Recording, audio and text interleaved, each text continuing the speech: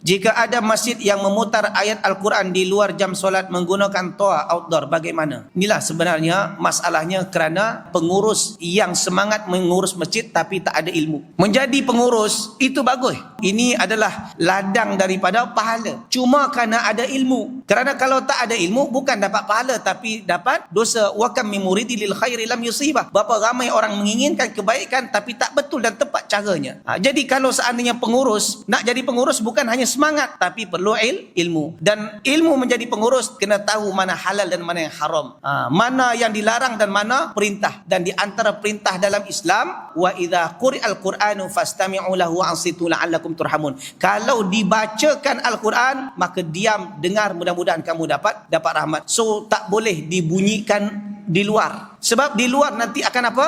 Di luar tu banyak nanti orang buat-buat, akhirnya Al-Quran ini dipandang sebelah mata, dan ini merupakan perkara-perkara yang tak dibenarkan dalam Islam. Allah Taala alam bisawab.